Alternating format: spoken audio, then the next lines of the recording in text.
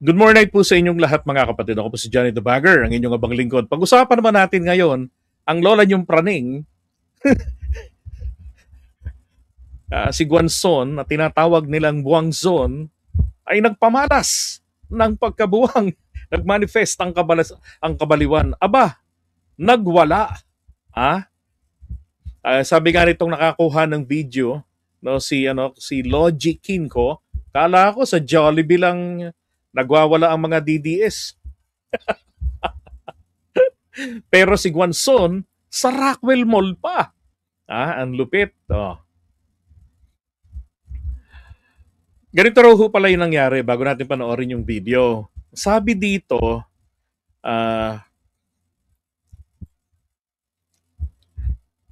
ayon sa kanya, ito pala ang true story na sagap ko. Ayon sa isang witness kung bakit nagwala si Rowena Guanzon sa Rockwell, dahil daw ito palang si Guanzon ay umuubo daw ng malakas ng ilang ulit. Kaya naman daw itong mag-asawa, Chinese yun, na malapit sa kanya ay nagsuot ng face mask. Ba dapat lang, kung mahawa kayo. Bagay na ikinagalit ni Guanzon. Kaya ito ay nagwala. Yun. Hindi, ano ho ba ang tinuturo sa eskwelahan, maging sa mga bahay? Hindi ho ba pag kayo ay uubo, tatakpan mo ang iyong bibig? Ganon. Diba? O kaya naman, humanap ng sako, isuot kay Rowena Guanzon, isako habang umuubo. O.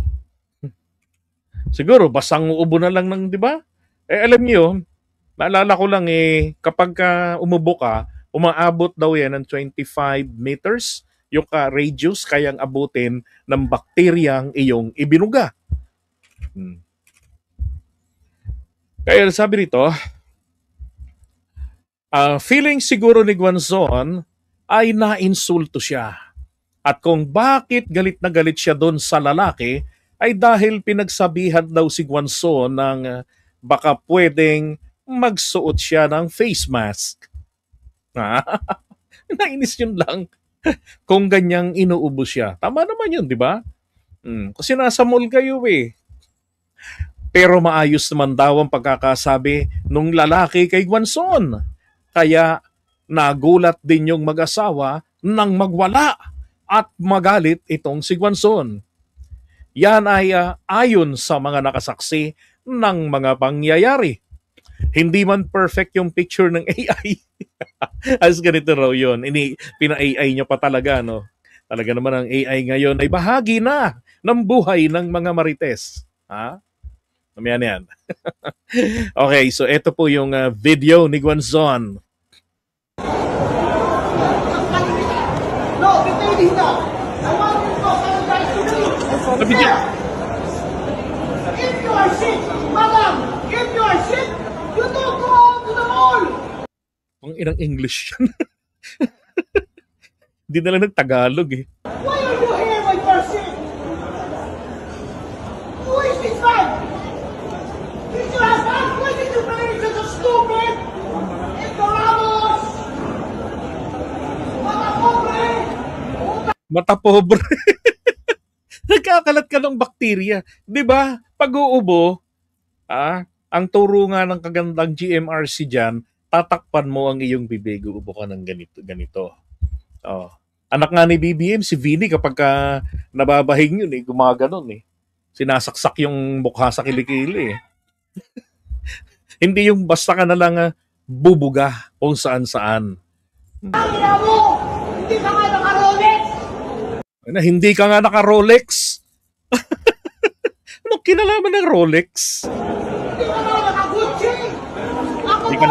Hindi ka naka-Gucci.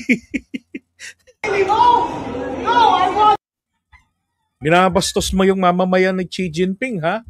Baka mamaya, paniga na nun si PBBM at inilaglag ng tuluyan ng amo mo. O ang iyong poon, loko ka rin talaga namang Guanzon.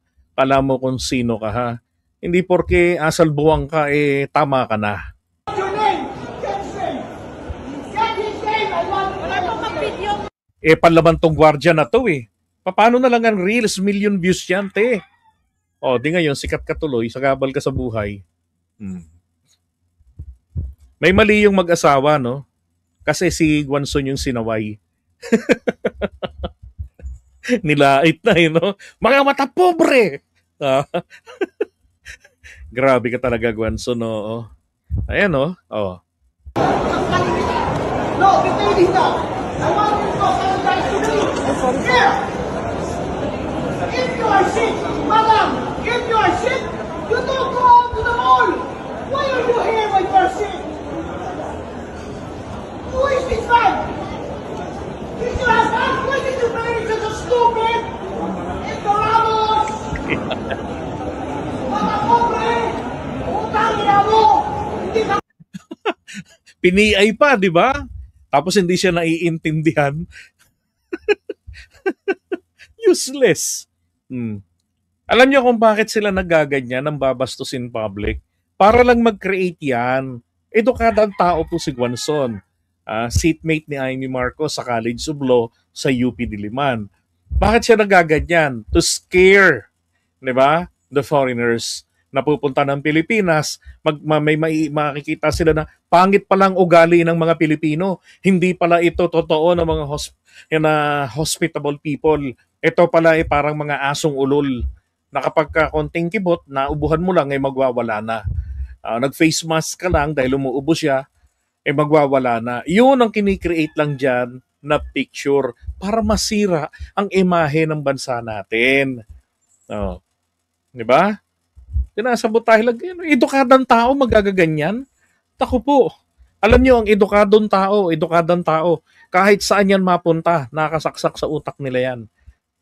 Pero pag ikaw ay naging DDS, wala nang edukasyon. naka-Rolex! Hindi ka naman naka-Gucci! Wala nang, paano ko naka-Gucci at naka-Rolex yan? Di pwede ka na sampalin, ganon. Ako ba? Ito mata pobre. Pinili mo! No, I want your name! Get his name! Get his name! I want your Wala pong mag-video ko, wala pong mag-video. Alam niyo ba nangyari pa dyan sa video dyan, sa insidente na yan? Nag-sorry sa kanya yung lalaki. Yung nag-sorry sa kanya. Pero yung babae, yung Chinese, nako hindi talaga. Hindi nag-sorry sa kanya. Palagay ko karatista yon, yung babae. Ano yun? Lawyer yung wife, di lang mayabang. Nako po, lawyer pa pala yung Chinese na babae.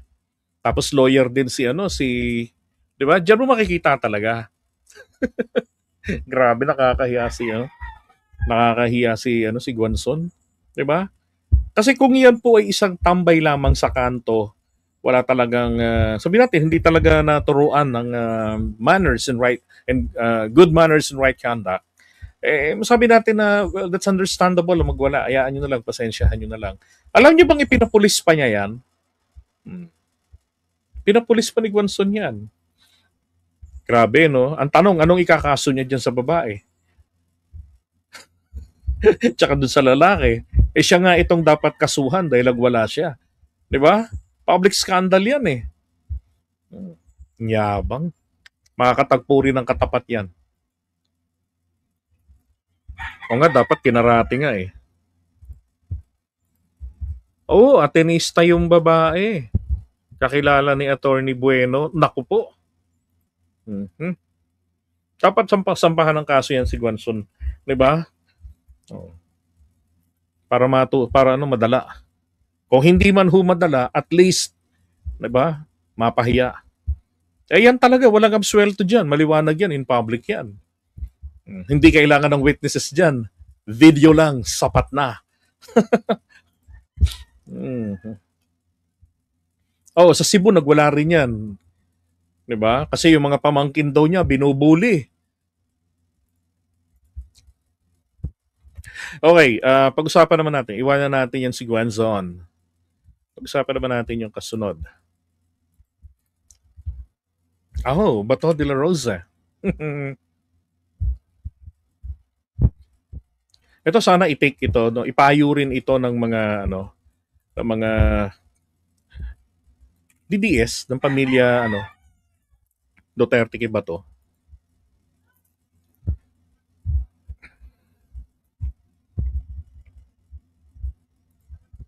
Gwanson's public display of arrogance and civilized. Teka.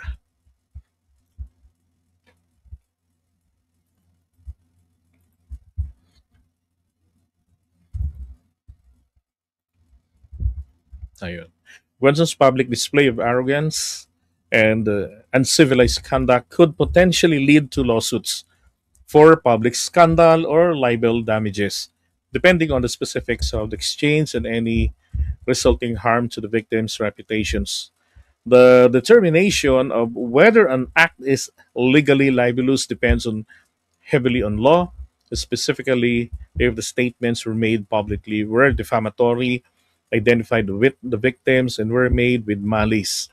The burden of proof would be on the complainants if they choose to file.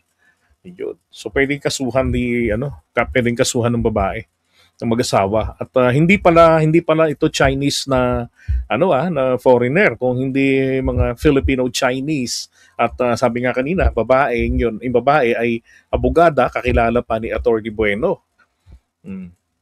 Tsaka maliwanag na ito ay hindi dala lamang ng hindi lamang dala ito ng silakbo ng damdamin ni Gwanson, because in the first place alam niya kung ano yung dapat na gagawin niya kapag uubo ka sa publiko.